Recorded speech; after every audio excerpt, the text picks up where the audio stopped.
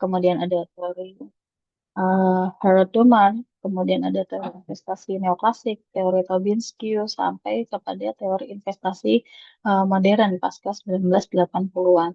Kita akan melihat satu persatu di sini dari teori investasi klasik. Sesuai sebutannya investasi klasik, maka tokohnya adalah para tokoh ekonom klasik dari Adam Smith, kemudian David Ricardo, sampai ke John Stuart Mill. Jadi, menurut pandangan klasik, investasi itu tergantung pada tingkat tabungan masyarakat pada saat itu. Semakin tinggi tingkat tabungan yang dimiliki oleh masyarakat, maka semakin besar modal yang tersedia untuk investasi. Nah, karena masyarakat di sini memiliki suatu pendapatan pada nominal tertentu, kemudian sudah digunakan untuk memenuhi konsumsi atau kebutuhannya, dan masih ada pendapatan yang tidak digunakan untuk konsumsi. Ini bisa dialokasikan untuk tabungan. Nah, semakin tinggi tabungan masyarakat pada saat itu, maka semakin besar modal yang bisa digunakan sebagai investasi. Nah, di sini mereka menganggap bahwa mekanisme pasar itu dianggap mampu menyeimbangkan antara tabungan dan investasi melalui tingkat bunga. Jadi, berapa besaran tabungan dan juga investasi itu bisa terjadi keseimbangannya secara otomatis melalui tingkat bunga yang ditentukan. Nah, rumusan dasar dari teori investasi klasik adalah investasi akan meningkat jika tingkat bunga rendah, karena menurutnya adalah biaya untuk meminjam modal itu menjadi murah, sehingga investasi akan menjadi bertambah ketika biaya untuk meminjam suatu modal itu menjadi murah. Nah, asumsi yang pada teori ini adalah pasar selalu berada dalam keseimbangan. Jadi pasar tidak pernah keluar dari keseimbangannya. Kemudian tidak ada intervensi dari pemerintah. Jadi mekanisme pasar dan keseimbangan itu terjadi secara uh, apa namanya, secara otomatis, seperti dalam teori Adam Smith ada the invisible hand yang selalu menjaga keseimbangan tersebut. Dan juga investor rasional, investornya rasional dan bertujuan untuk memaksimalkan keuntungan. Pasti asumsi utamanya adalah para investor tadi mereka akan menanamkan modal, tujuannya adalah untuk memperoleh keuntungan di masa yang akan datang. Nah, kelemahan dari teori investasi klasik adalah mengabaikan faktor psikologis dan juga ketidakpastian masa depan. Jadi tidak melihat apakah bagaimana kondisi perekonomian di masa yang akan datang dan seterusnya itu tidak dipertimbangkan di dalam teori investasi klasik ini. Kemudian juga tidak menjelaskan mengapa misalkan dalam suatu kondisi ada tabungan itu tinggi, tetapi ternyata tidak diikuti dengan investasi yang tinggi atau bisa disebut sebagai paradoks Keynes. Nah, teori ini tidak bisa menjawab atau tidak bisa menjelaskan fenomena tersebut. Maka kemudian uh, oleh tokoh ekonomi, ahli ekonomi berikutnya, di sini diperkenalkan oleh John Maynard Keynes melalui teori investasi Keynes pada tahun 1936, dijelaskan dalam bukunya The General Theory of Employment, Interest and Money. Jadi menekankan bahwa investasi itu tidak semata-mata bergantung pada tabungan saja, tetapi juga bergantung salah satunya ada ekspektasi keuntungan dan juga pada tingkat suku bunga. Jadi tidak hanya eh, apa bergantung pada satu faktor saja, tetapi ada faktor-faktor lain yang bisa mempengaruhi tingginya atau tingkat investasi tersebut. Salah satunya ekspektasi keuntungan di masa yang akan datang, yaitu seberapa besar atau kita sebut sebagai marginal efficiency of capital atau MIC, dan juga tingkat suku bunga yang berlaku pada saat eh, investasi itu dilakukan dan ekspektasi tingkat suku bunga di masa yang akan datang. Nah, di sini jika ekspektasi keuntungan tadi melebihi dari tingkat bunga, maka pelaku ekonomi yang rasional dia akan melakukan investasi, akan berinvestasi. Nah, teori ini menyoroti pentingnya peran pemerintah dalam mendorong investasi melalui kebijakan fiskal dan juga moneter ekspansif. Jadi di sini diperlukan adanya campur tangan dari pemerintah untuk bisa bagaimana cara mendorong investasi? Salah satunya bagaimana agar tingkat suku bunga itu stabil sehingga bisa mendorong lebih banyak investor untuk berinvestasi dan juga untuk meningkatkan berapa ekspektasi keuntungan yang bisa didapatkan oleh investor di masa yang akan datang. Nah, di sini dalam teori investasi Keynes, investasi itu akan terjadi jika nilai MIC-nya itu lebih besar daripada tingkat bunga atau interest. Sedangkan jika terjadi kebalikannya, jika nilai MIC-nya itu lebih kecil daripada interest, maka investasi akan mengalami penurunan. Jadi marginal efficiency of capital ini adalah tingkat keuntungan yang diharapkan dari penambahan satu unit modal baru. Jadi misalkan dalam suatu kegiatan produksi di situ jika ditambahkan satu unit modal baru, misalkan ditambahkan uh, berapa rupiah ke dalam kegiatan produksi tersebut, berapa persentase tingkat keuntungan yang diharapkan dari itu.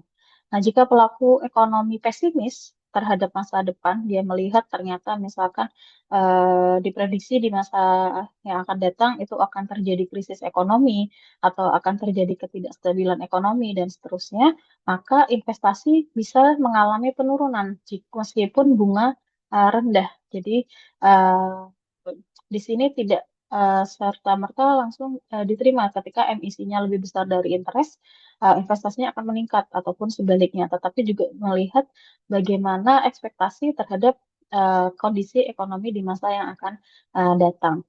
Maka dari itu di sini dalam teori investasi Keynes itu diperlukan campur tangan pemerintah melalui kebijakan fiskal ataupun kebijakan moneter untuk menjaga iklim investasi dan juga stabilitas ekonomi.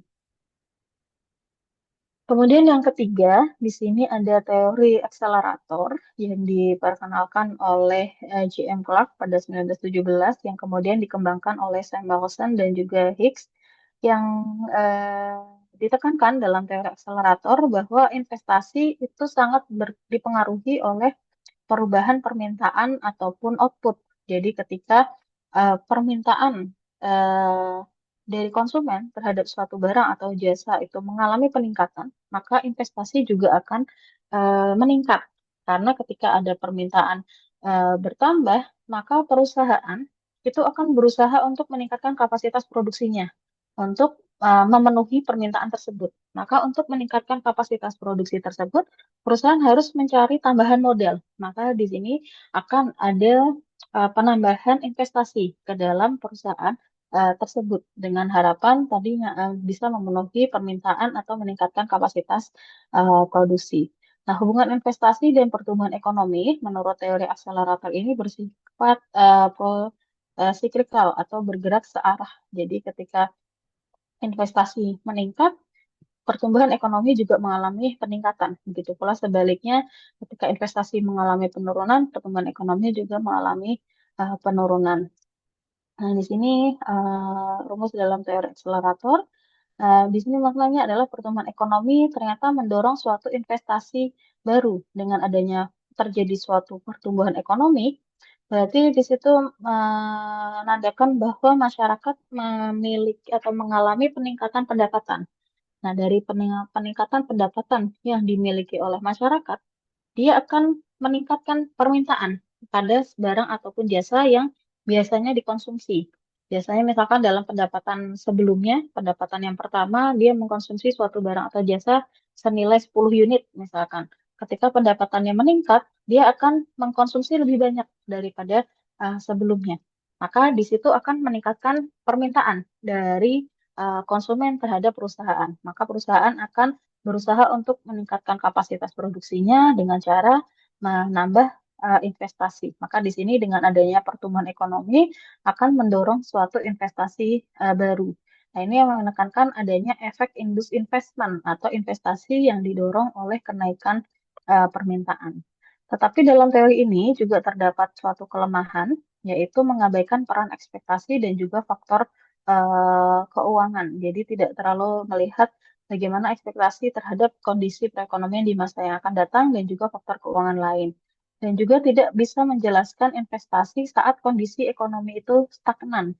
Jadi ketika bisa saja dalam suatu negara atau di Indonesia bisa terjadi ternyata kondisi perekonomian itu stagnan, tidak meningkat, tidak menurun, sehingga jumlah permintaan atau jumlah output yang diproduksi oleh perusahaan itu juga tidak mengalami peningkatan, juga tidak mengalami penurunan. Maka teori akselerator ini tidak bisa menjelaskan ketika terjadi fenomena atau kondisi tersebut. Kemudian yang keempat, di sini ada teori Harold Domar, sebenarnya tahun 1946-1948. Konsep yang dijelaskan dalam teori tersebut adalah pertumbuhan ekonomi tergantung pada tabungan dan juga efisiensi penggunaan modal atau ICOR. Jadi di sini menurut Harold Domar, pertumbuhan ekonomi itu tidak bergantung pada tabungan saja. Kalau tadi di dalam eh, teori sebelumnya, tetapi juga melihat pada bagaimana efisiensi dalam penggunaan modal yang sudah tersedia tadi. Jadi investasi berperan sebagai pencipta kapasitas produksi baru dan juga sebagai penyerap tabungan. Jadi penyerap tabungan di sini adalah tadi dari dana yang awalnya hanya disimpan sebagai tabungan saja, itu bisa dialih fungsikan atau digunakan untuk kegiatan investasi. Kemudian untuk mempertahankan pertumbuhan ekonomi, maka investasi harus terus meningkat secara proporsional dengan tabungan. Jadi tabungannya uh, mengalami peningkatan, maka investasi juga harus mengalami peningkatan dengan proporsi yang sama. Nah, di sini model yang dikeluarkan oleh Harold Domar ini sering digunakan oleh Bappenas dalam perencanaan pembangunan dan juga analisis pertumbuhan PDB dari waktu ke waktu di Indonesia. Kemudian yang kelima, ada teori investasi oleh neoklasik yang diperkenalkan oleh ahli ekonomi Jorgensen dan Solo. Jadi konsep utamanya adalah investasi itu ditentukan oleh biaya modal atau of capital dan juga dari produktivitas dari model tersebut. Jadi suatu perusahaan akan berinvestasi hingga tingkat di mana ketika nilai biaya modal sama dengan nilai produk marginal dari model tersebut. Ketika sampai di batas tersebut, maka sudah sampai di batas tersebut, maka perusahaan akan berhenti untuk berinvestasi. Karena ketika melebihi, ketika dia memaksakan untuk terus berinvestasi, padahal biaya modalnya sudah sama nilainya dengan nilai produk marginal model, maka akan dipastikan keuntungannya akan mengalami penurunan. Maka di situ perusahaan akan mengukur sejauh mana dia akan meningkatkan investasinya. Nah, biasanya di sini perusahaan juga akan melihat pada faktor teknologi dan produktivitas dalam menentukan keputusan investasi. Jadi, apakah ada pembaharuan dalam sisi teknologi, misalkan ada pembaharuan teknologi, ada eh, model-model tetap yang harus diperbaharui karena ada teknologi yang lebih baru, maka perusahaan akan menambah investasi di dalam untuk pembelian modal tetap tersebut. Tetapi jika tidak ada pembaharuan teknologi, maka dia akan menghentikan investasinya, tidak akan menambah jumlah investasi. Kemudian produktivitas juga dilihat, misalkan produktivitasnya meningkat karena banyaknya permintaan terhadap barang tersebut, maka perusahaan juga akan menambah investasi, menambah investasinya di dalam perusahaan itu. Sedangkan jika produktivitasnya rendah karena misalkan permintaannya uh, menurun di dalam masyarakat, maka perusahaan akan uh, uh, tidak menambah investasi atau justru mengurangi nilai investasinya. Nah, di sini beberapa faktor yang mempengaruhi biaya modal, diantaranya ada suku bunga real, kemudian harga barang modal, berapa besar pajak perusahaan, dan juga depresiasinya. Jadi investasi rasional ini didorong oleh efisiensi dan biaya penggunaan modal, jadi bukan sekedar tabungan dan bunga nominalnya saja. Kemudian biasanya di sini dalam teori investasi klasik fokus pada penentuan stok modal yang paling optimal untuk mencapai produktivitas yang paling efisien pada saat itu. Sehingga perusahaan akan menambah atau mengurangi, menentukan akan menambah atau mengurangi investasinya. Kemudian yang keenam ada teori Tobin's Q pada tahun 1969 yang diperkenalkan oleh James Tobin. Jadi konsep utamanya adalah Q, yang dimaksud Q di sini adalah nilai pasar perusahaan atau biaya penggantian aset fisik perusahaan. Jadi perusahaan itu pasti memiliki aset fisik dan aset fisik itu akan diganti, akan memiliki usia pakai dan itu akan diganti jika sudah uh, waktu sudah melebihi usia pakainya. Maka di sini jika nilai Q itu lebih besar dari satu, maka nilai pasar lebih besar dari biaya aset sehingga perusahaan akan berinvestasi berinvestasi karena menurutnya di sini karena lebih besar dari biaya aset nilai pasarnya maka akan dianggap itu akan mendatangkan keuntungan bagi perusahaan. Sedangkan jika didapatkan nilai Q itu kurang dari satu, maka perusahaan akan menunda investasi karena nilai pasarnya lebih rendah daripada nilai aset. Maka di sini biasanya di dalam teori Tobin-Squibb, pasar modal itu mempengaruhi keputusan dalam investasi real, yang mana misalkan harga saham yang tinggi akan mendorong ekspansi investasi perusahaan. Jadi jika dilihat dari harga saham yang berlaku secara harian atau bulanan, di situ jika terjadi peningkatan harga saham, itu akan mendorong ekspansi investasi perusahaan.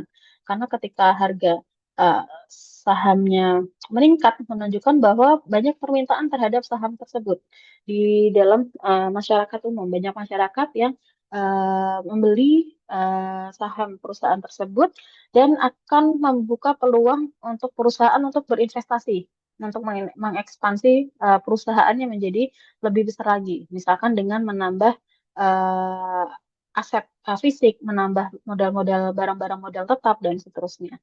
Nah, teori Tabinski ini sangat sesuai untuk menjelaskan investasi di era digital dan juga pasar modal di Indonesia, yang mana di Indonesia sendiri investor itu ketika membeli suatu saham, suatu perusahaan, itu akan memperhatikan valuasi dari saham tersebut atau nilai dari saham tersebut. Kemudian yang terakhir ada teori investasi modern. Ini mulai banyak berlaku pada pasca 1980-an. Jadi menggabungkan berbagai pendekatan dengan memperhatikan beberapa hal di antaranya ketidakpastian, kemudian juga teori investasi perilaku dan juga teori investasi makroekonomi baru. Jadi di sini ketidakpastian. Jadi investasi itu akan dipengaruhi oleh risiko dan juga volatilitas pasar. Jadi tadi awalnya investasi hanya melihat dari uh, tabungan, kemudian suku bunga, dan ekspektasi masa yang akan datang. Nah, dalam teori investasi modern, semakin banyak faktor yang akan mempengaruhi investasi tersebut. Di antaranya ada ketidakpastian. Ketidakpastian ini muncul dari risiko dan juga risiko pasar dan juga volatilitas pasar. Misalkan di sini investor akan menunda investasi ketika ketidakpastian itu tinggi. Ini menurut Dixit dan juga Pindik. Jadi ketika melihat bahwa uh, ternyata risiko pada suatu perusahaan itu meningkat atau ketidakpastian suatu perusahaan itu mengalami peningkatan, maka dia tidak akan berinvestasi atau tidak akan menunda investasi di perusahaan atau di sektor tersebut. Dia lebih memilih untuk menyimpan dananya atau mengalihkan kepada tempat lain yang memiliki kepastian. Kemudian yang kedua ada teori investasi perilaku atau behavioral investment theory. Jadi keputusan investasi itu ternyata tidak selalu rasional. Kalau di awal disebutkan bahwa investor itu rasional. Dia akan berinvestasi dengan secara rasional. Tetapi ternyata saat ini banyak investor itu yang melakukan investasi tidak selalu rasional. Ada yang dia tidak hanya melihat kepada eh, data-data atau laporan-laporan saja, tetapi juga bisa dipengaruhi oleh emosi, bias, ataupun terhadap ekspektasi sosial. Jadi sekarang para investor banyak yang melakukan investasi yang tidak selalu rasional. Kemudian yang ketiga, di sini investasi makroekonomi baru atau indigenous growth. Jadi investasi pada teknologi, pendidikan, dan inovasi menjadi sumber utama pertumbuhan ekonomi jangka panjang. Jadi kalau tadi awalnya oleh teori sebelumnya ditekankan bahwa investasi itu biasanya pada aset fisik atau pada barang-barang modal tetap seperti mesin-mesin ataupun barang-barang yang digunakan untuk melakukan suatu proses produksi. Nah, tetapi di sini menurut teori investasi makroekonomi baru, investasi juga bisa dilakukan dalam hal yang lain seperti pada teknologi, seperti pada pendidikan, ini kepada SDM-nya, kemudian inovasi dan seterusnya, karena itu akan menjadi sumber utama untuk mendapatkan pertumbuhan ekonomi dalam jangka panjang. Contohnya di sini adalah investasi pada startup digital, ada green economy sampai kepada human capital. Jadi kalau kita melihat di sini kita bandingkan di antara teori-teori investasi sebelumnya, tadi ada kelemahan dan juga kelebihan yang dimiliki oleh masing-masing teori investasi. Kemudian perkembangan dari teori investasi tadi, dari klasik sampai ke modern, terjadi pergeseran paradigma dari penekanan pada tabungan dan bunga pada teori klasik menuju ekspektasi dan ketidakpastian menurut teori Keynes dan juga modern. Jadi investasi tidak sebatas pada tabungan dan bunga saja, tetapi juga melihat pada faktor ekspektasi dan juga ketidakpastian. Nah, dalam konteks perekonomian di Indonesia, nah di sini teori investasi modern dan endogen itu paling relevan. Karena di sini kita lihat bahwa investasi itu tidak hanya pada fisiknya saja. Kita sekarang investor itu tidak berinvestasi pada aktiva tetap suatu perusahaan saja, tetapi juga pada sektor digitalnya, kepada SDM-nya juga, dan juga pada berbagai macam inovasi yang bisa dikembangkan oleh suatu perusahaan. Dan pemerintah itu berperan aktif dalam menciptakan sistem iklim investasi melalui berbagai macam kebijakan fiskal, moneter, sampai regulasi yang pro growth atau yang mendukung pada suatu pertumbuhan jangka panjang. Kemudian kalau kita melihat di sini tadi kita berbicara tentang investasi, investasi itu ternyata ada berbagai macam jenis atau tidak dibagi dalam berbagai macam kategori. Ada yang berdasarkan sumber modal, ada investasi dalam negeri dan investasi asing. Kemudian berdasarkan bentuknya ada yang investasi real, ada investasi finansial, berdasarkan tujuannya ada yang otonom, ada yang indus, kemudian berdasarkan jangka waktu ada jangka waktu pendek, jangka waktu panjang, dan berdasarkan kepemilikan ada investasi langsung dan tidak langsung. Kita lihat yang pertama di sini berdasarkan sumber modalnya. Tadi kita lihat ada investasi dalam negeri dan juga ada investasi asing. Kalau dalam investasi dalam negeri, ini sering kita sebut sebagai PMDN atau penanaman modal dalam negeri. Sumber dananya berasal dari individu, badan usaha, ataupun dari pemerintah di Indonesia. Contohnya adalah perusahaan nasional yang membuka pabrik di Surabaya atau membuka pabrik di Jakarta atau di suatu tempat, dan itu perusahaan itu dimiliki oleh warga negara Indonesia atau dimiliki oleh badan usaha Indonesia atau pemerintah Indonesia. Maka kita sebut sebagai investasi dalam negeri, dan itu diatur dalam Undang-Undang Nomor 25 Tahun 2007. Kemudian ada yang kita sebut sebagai investasi asing atau sering disebut sebagai PMA atau penanaman modal asing. Sumber dananya ini berasal dari warga negara atau perusahaan atau pemerintah asing. Jadi bukan dari pemerintah Indonesia, tetapi dari warga asing. Dapat dilakukan sendiri oleh masing-masing orang tersebut atau melalui kerjasama dengan pihak Indonesia. Contohnya misalkan yang bekerja sama dengan pihak Indonesia, perusahaan Toyota ini berasal dari Jepang. Perusahaan tersebut dan juga dimiliki oleh warga negara Jepang. Dia mendirikan perusahaan, membuka perusahaannya di Indonesia. Nah, maka dia disebut sebagai suatu investasi asing. Jadi perbedaan utamanya adalah aspek kepemilikan dan asal dari model tersebut. Kemudian yang kedua, berdasarkan bentuknya, ada yang berbentuk real investment, ada yang berbentuk financial investment. Jadi investasi real atau investasi nyata, ini investasi pada suatu aset nyata. Contohnya seperti pada tanah, bangunan, mesin, atau pabrik. Jadi langsung bisa menambah kapasitas produksi atau menambah pada lapangan pekerjaan. Misalkan investasi pada suatu mesin dan mesin ini digunakan untuk memproduksi suatu barang, maka bisa langsung meningkatkan kapasitas produksi dan juga bisa menambah lapangan pekerjaan. Kemudian ada investasi finansial. Di sini investasi pada instrumen keuangan. Instrumen keuangan itu biasanya berbentuk saham, bisa obligasi, bisa reksadana, deposito, ataupun surat berharga lainnya. Jadi dia tidak langsung diterima oleh perusahaan atau faktor produksi, tetapi bisa secara tidak langsung meningkatkan produksi barang atau jasa, tapi mempengaruhi aliran dana dan juga nilai pasar. Jadi dia tidak berinvestasi langsung kepada suatu perusahaan, tetapi melalui instrumen-instrumen keuangan, yang mana nantinya instrumen keuangan itu bisa mempengaruhi aliran dana yang masuk atau yang keluar kepada suatu perusahaan.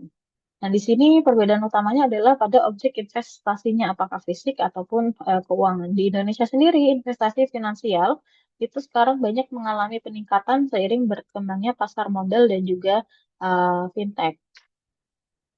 Kemudian yang ketiga berdasarkan tujuannya, ada investasi otonom dan juga investasi terpengaruh. Jadi investasi otonom itu tidak dipengaruhi oleh tingkat pendapatan atau output. Biasanya dilakukan oleh pemerintah untuk kepentingan publik. Jadi tidak melihat berapa pendapatan nasional, tingkat pendapatan nasional pada saat itu atau berapa besar kapasitas produksi pada periode tersebut. Tetapi biasanya pemerintah melakukannya untuk kepentingan publik yang bisa digunakan oleh seluruh masyarakat.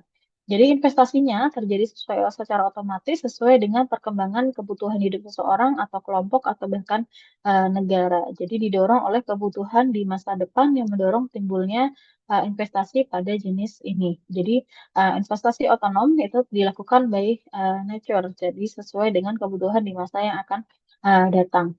Misalkan ada penambahan penduduk di dalam masyarakat.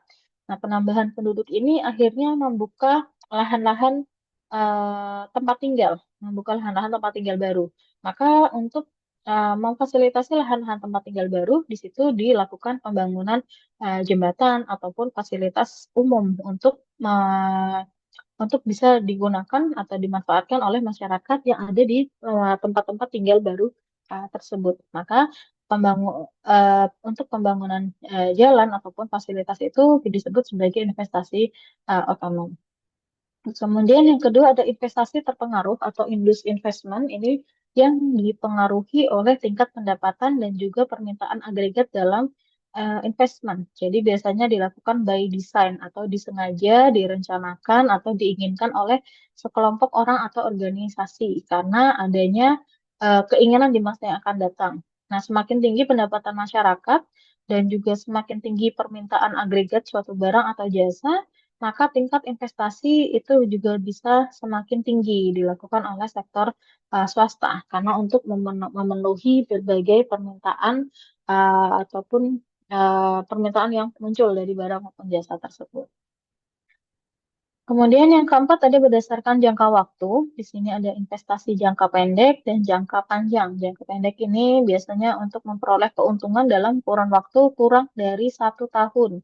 Misalkan deposito 6 bulan ataupun pembelian saham yang tujuannya adalah untuk trading cepat. Jadi tujuan utama untuk melakukan investasi jangka pendek itu adalah likuiditas dan keuntungan yang cepat.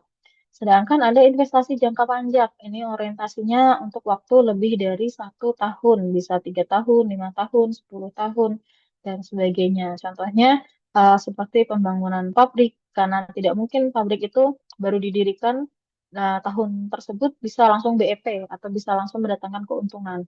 Atau seperti pembelian properti, perkebunan, atau infrastruktur itu juga akan mendatangkan keuntungan, tetapi tidak serta-merta dalam tahun tersebut. Nah, tujuannya adalah pertumbuhan modal dan juga keuntungan berkelanjutan. Kemudian yang kelima berdasarkan kepemilikan, ada investasi langsung atau direct investment dan juga tidak langsung atau indirect atau portfolio investment. Jadi dalam investasi langsung, investor itu menanamkan modal dan bisa langsung mengendalikan langsung kegiatan usaha. Misalkan ada perusahaan membuka anak perusahaan di Indonesia, dampak langsungnya akan terasa oleh lapangan kerja dan teknologi. Jadi ketika ada perusahaan asing masuk ke Indonesia, dia menanamkan modal, kemudian akan berdampak kepada lapangan kerja. Karena ada perusahaan baru berdiri, maka akan mendatangkan kesempatan kerja bagi masyarakat di Indonesia. Kemudian akan juga mendatangkan teknologi yang baru yang mungkin belum pernah digunakan di Indonesia. Maka di situ dia langsung mengendalikan kegiatan usahanya. Sedangkan investasi tidak langsung atau indirect investment bisa juga disebut investasi portofolio karena dengan cara membeli surat berharga. Jadi tidak langsung mengendalikan kegiatan usahanya, tetapi dia hanya membeli surat berharga, saham, obligasi ataupun yang lainnya. Nah, perbedaan utamanya adalah tingkat kontrol terhadap entitas usaha. Jadi, kalau dalam investasi langsung, investor bisa langsung mengendalikan atau turun ikut campur dalam kegiatan usaha. Sedangkan dalam portfolio investment biasanya tidak bisa mengontrol langsung terhadap kegiatan entitas usaha. Kemudian beberapa faktor di sini yang menjadi pendorong terjadinya investasi. Yang pertama ada karena ditemukan cara baru atau new method seperti teknologi baru yang bisa mendatangkan keunggulan atau keuntungan bagi perusahaan atau meningkatkan efisiensi perusahaan. Misalkan perusahaan tadinya menggunakan suatu mesin masih dengan teknologi lama. Ternyata dikembangkan suatu mesin baru yang bisa meningkatkan kapasitas produksi sehingga lebih efisien dalam memproduksi barang maupun jasa. Maka di situ terjadi suatu investasi karena untuk pembelian suatu mesin yang baru tadi. Kemudian yang lain, yang kedua yang mendorong investasi adalah pasar yang menjadi lebih luas. Karena pasar lebih luas, maka permintaan terhadap barang atau jasa juga menjadi meningkat. Maka di situ akan terjadi peningkatan investasi. Kemudian jenis produk baru juga mendorong investasi. Jadi dengan adanya suatu produk baru yang diperkenalkan oleh perusahaan atau produsen, maka akan mendorong para pemilik modal itu untuk melakukan investasi agar produk tersebut bisa dihasilkan dan bisa dijual kepada masyarakat. Kemudian juga kebijaksanaan pemerintah di bidang perbankan itu juga bisa mendorong investasi, seperti misalkan penetapan suku bunga atau plafon persyaratan kredit yang misalkan persyaratan kreditnya dipermudah, kemudian suku bunga diturunkan dan selain sebagainya, maka akan meningkatkan suatu investasi. Perusahaan ketika syarat kreditnya dipermudah, kemudian suku bunga pinjamannya menurun, misalkan dia bisa mengajukan pinjaman kepada perbankan untuk meningkatkan kapasitas usahanya. Kemudian juga dari penurunan pajak perusahaan, ketika pajak perusahaan pajak perusahaan itu persentasenya diturunkan oleh pemerintah, maka perusahaan memiliki dana berlebih dari sebelumnya, dan dana tersebut bisa dialokasikan untuk menambah investasi perusahaan. Kemudian di sini bagaimana hubungan investasi dengan tabungan? Tadi kita melihat ada berbagai uh, hal yang saling berkaitan dengan investasi. Yang pertama di sini dengan tabungan. Jadi dalam teori makroekonomi, tabungan dan investasi itu memiliki hubungan yang erat karena merupakan dua sisi dari satu koin. Jadi tabungan menyediakan sumber dana bagi investasi. Jadi investasi ini awal mulanya berasal dari tabungan masyarakat yang semakin meningkat. Jadi individu atau rumah tangga tadi sebagian menabung sebagian pendapatannya di lembaga keuangan, kemudian tabungan tersebut menjadi sumber modal atau loanable funds yang bisa dipinjam oleh perusahaan untuk kegiatan investasi. Jadi menjadi dana pihak ketiga yang disimpan oleh perbankan. Dana pihak ketiga ini akan disalurkan menjadi kredit atau pinjaman kepada perusahaan-perusahaan untuk mengembangkan usahanya atau menambah modal usahanya. Maka di sini ketika tingkat tabungan nasional meningkat, maka dana investasi ketersediaannya juga akan mengalami peningkatan sehingga suku bunga bisa ditekan dan investasi menjadi lebih murah. Nah, sebaliknya, jika tabungannya rendah, tingkat tabungannya rendah, investasi akan terbatas. Nah, investasinya terbatas, maka biaya modal meningkat. Itu bisa menyebabkan investasi mengalami penurunan. Ini kalau kita lihat dalam rumus klasik atau model klasik, S sama dengan I atau saving sama dengan investment. Jadi ada keseimbangan antara tabungan dan investasi itu terjadi pada tingkat bunga tertentu. Contohnya di sini adalah kebijakan pemerintah yang mendorong masyarakat untuk menabung melalui instrumen misalkan deposito atau obligasi negara yang kemudian itu bisa menjadi sumber pembiayaan investasi infrastruktur. Jadi bukan pada tabungan eh, harian, tetapi lebih kepada tabungan yang berbentuk deposito. Nah, mengapa deposito? Karena deposito di sini jangka waktunya jelas. Ada yang berjangka waktu 3 bulan, 6 bulan, sampai 12 bulan, dan itu akan menjadi eh, apa kepastian bagi perbankan atau lembaga keuangan untuk menyalurkan dananya. Jadi misalkan ada deposito dalam jangka waktu 12 bulan. Berarti perusahaan memiliki jangka waktu selama 12 bulan tersebut untuk bisa menyalurkan dana itu. Perbankan bisa memastikan bahwa eh, nasabah itu tidak akan mengambil tabungannya sebelum waktu 12 bulan dan dia bisa berinvestasi kepada sektor-sektor real lainnya. Kemudian yang kedua, hubungan antara investasi dengan suku bunga. Jadi suku bunga di sini merupakan biaya penggunaan modal dan juga menjadi salah satu faktor utama yang mengaruhi akan keputusan investasi. Nah, hubungannya bisa bersifat negatif atau berbanding terbalik. Jadi jika suku bunga itu mengalami peningkatan atau naik, maka biaya pinjaman itu akan meningkat. Maka di sini investasi akan mengalami penurunan. Jadi ketika suku bunga perbankan ini mengalami kenaikan, maka di situ biaya kredit dari suku bunga pinjaman akan mengalami kenaikan. Maka biaya pinjaman akan naik. Kalau biaya pinjaman naik, maka perusahaan yang tadinya membutuhkan modal untuk eh, tambahan modal untuk meningkatkan kapasitas perusahaannya akan berpikir ulang karena dia harus mengeluarkan biaya yang lebih besar karena bunganya tinggi. Maka di sini investasi akan mengalami penurunan. Nah, sebaliknya, jika suku bunga perbankan itu mengalami penurunan, maka biasanya biaya pinjaman akan menurun. Biaya atau bunga kredit atau bunga pinjaman itu mengalami penurunan. Nah, ketika bunga kredit itu menurun, maka perusahaan bisa mengajukan pinjaman untuk meningkatkan kapasitas usahanya. Maka di sini investasi akan mengalami peningkatan. Jadi menurut teori Keynes, tadi keputusan investasi ditentukan oleh perbandingan antara emisi dengan tingkat suku bunga. Dan dampak kebijakan moneternya di sini, misalkan kebijakan moneter ekspansif dengan menurunkan suku bunga, maka bisa mendorong investasi, kemudian dalam jangka panjang akan terjadi pertumbuhan ekonomi. Sedangkan jika dilakukan kebijakan moneter yang kontraktif oleh pemerintah dengan menaikkan suku bunga, inflasi akan bisa ditekan, tetapi investasi mengalami penurunan. Jadi tidak terjadi inflasi, tetapi dalam satu sisi lainnya investasi mengalami penurunan. Nah, contohnya di sini ketika BI menurunkan suku bunga acuan atau BI rate-nya diturunkan, sektor swasta itu lebih tertarik untuk melakukan investasi karena biaya pinjaman modalnya menjadi lebih rendah karena bunga yang harus dibayarkan ketika dia meminjam uang ke perbankan menjadi lebih murah atau lebih rendah dari sebelumnya. Kemudian yang ketiga, di sini hubungan investasi dengan pembangunan ekonomi.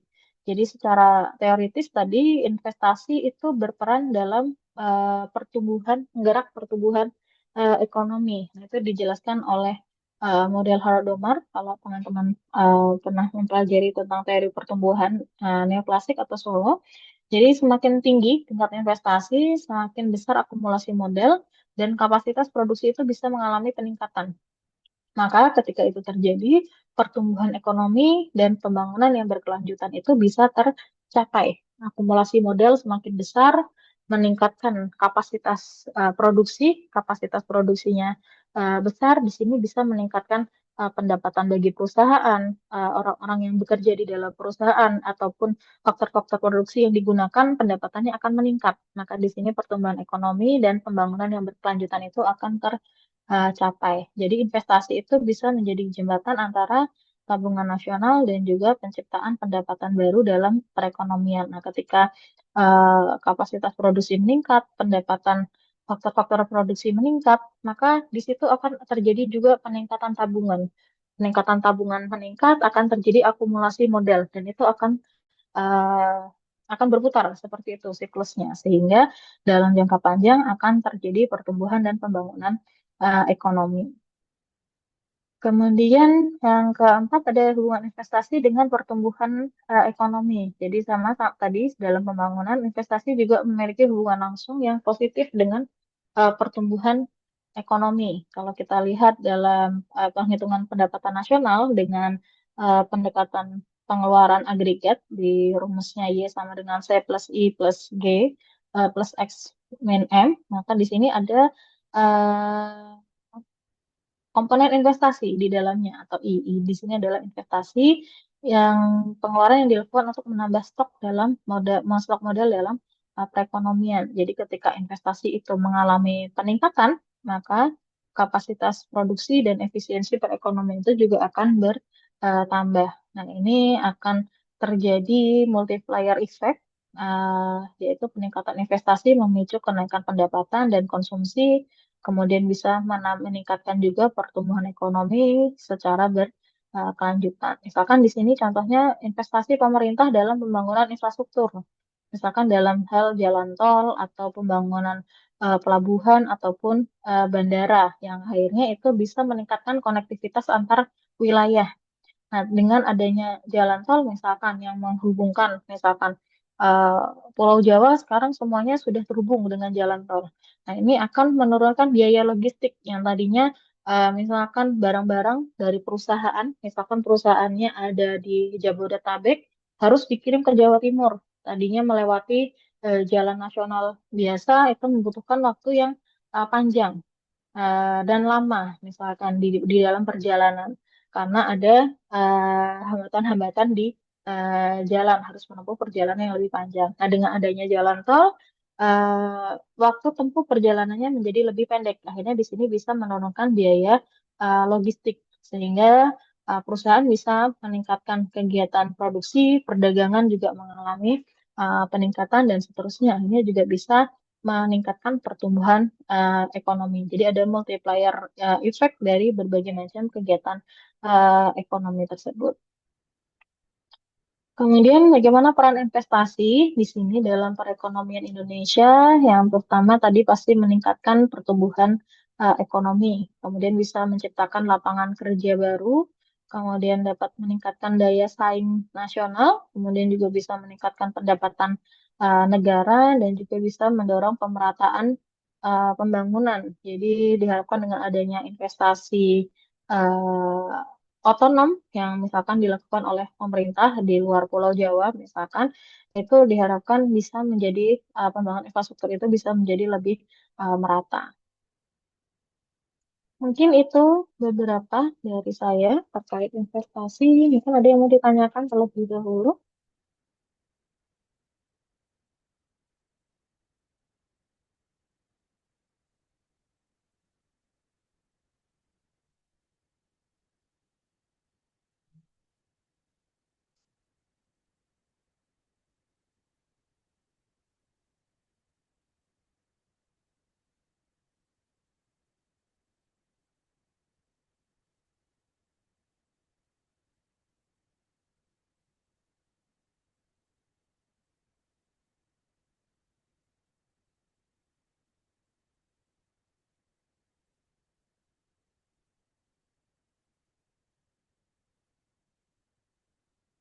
Yang mau bertanya silahkan.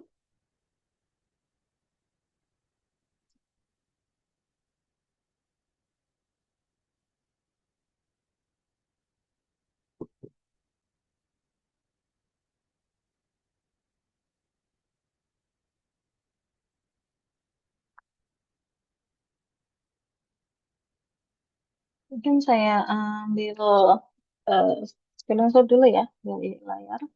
Ada dua halaman. Yang pertama dulu, satu, dua, tiga.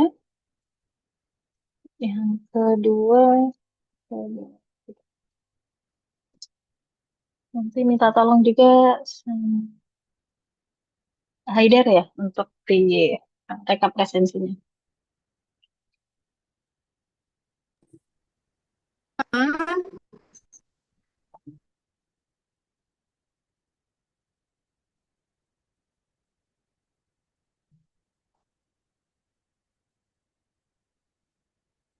Silahkan ada yang ditanyakan atau mau menambahkan?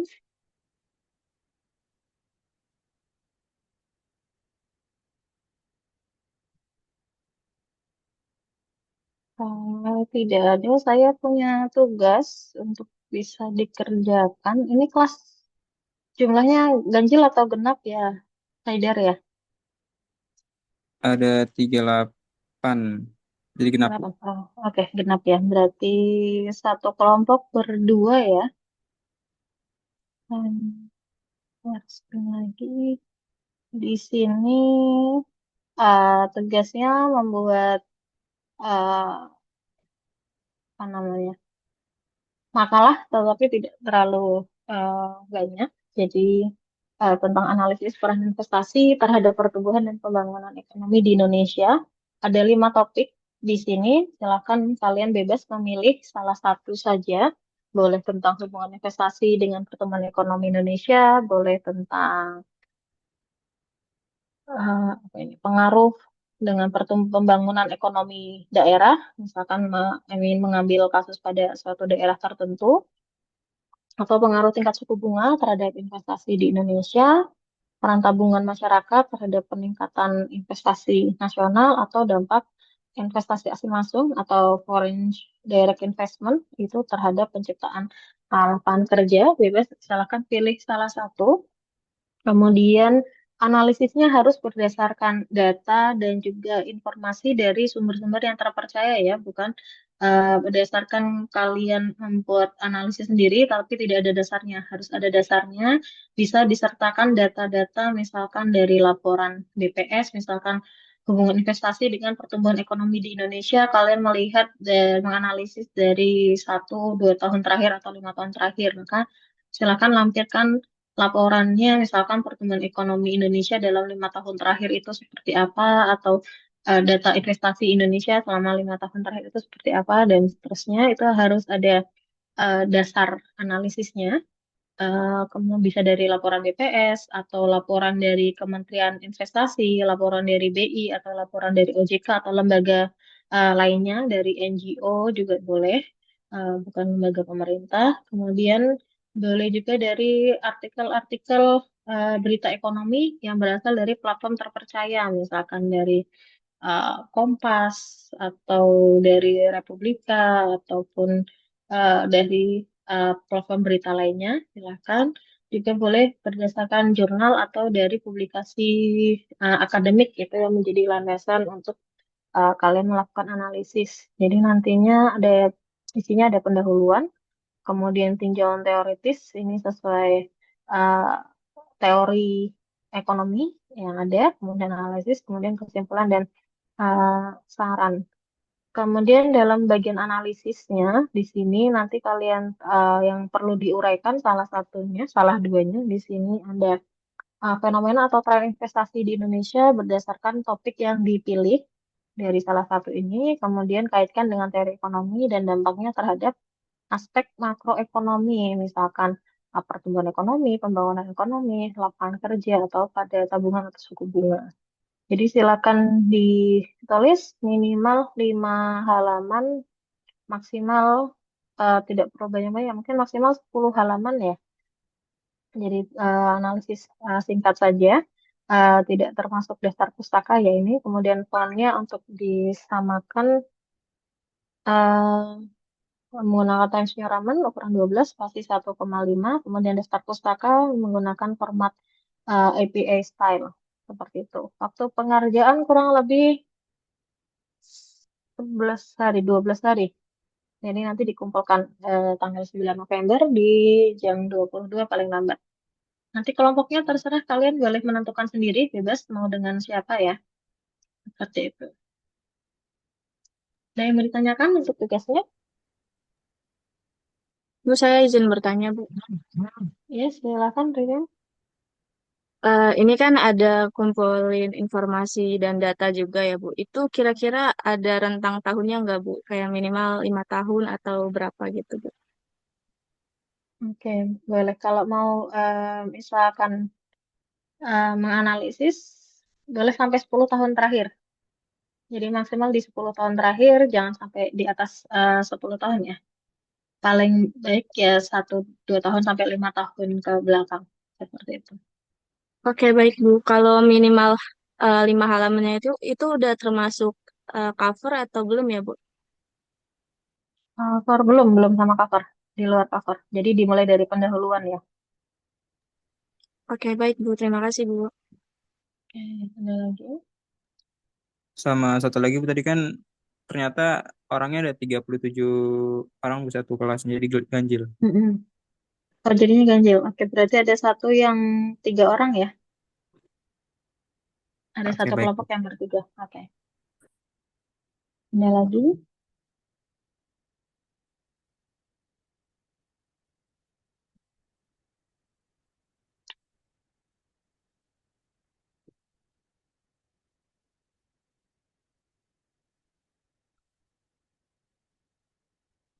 Sudah cukup jelas.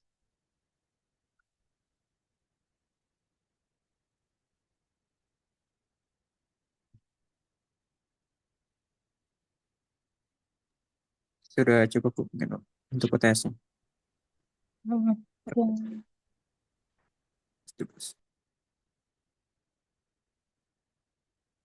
Baik, kalau tidak ada, mungkin saya cukupkan ya untuk kelas kita pada siang hari ini. Mungkin saya mau ngobrol sebentar sama Ririn dan Galuh ada di sini. Iya Bu, ada Bu. Ya, boleh. Ya, saya tutup. Nanti yang lain silakan boleh live Zoom. Live Zoom yang Ririn dan Galuh saya ngobrol sebentar ya.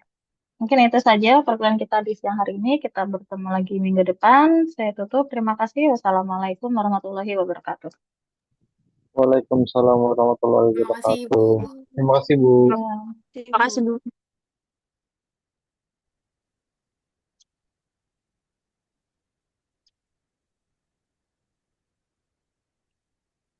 Mungkin Ririn kalau tadi yang disebutkan Galuh ada 3.940 itu kok sedikit banget ya, itu yang dihitung apa berarti? Iya Bu, baik Bu. Sebentar ya Bu. Ini saya kirimkan ulang untuk yang perhitungan saya sama Galuh ya Bu. Mm-mm.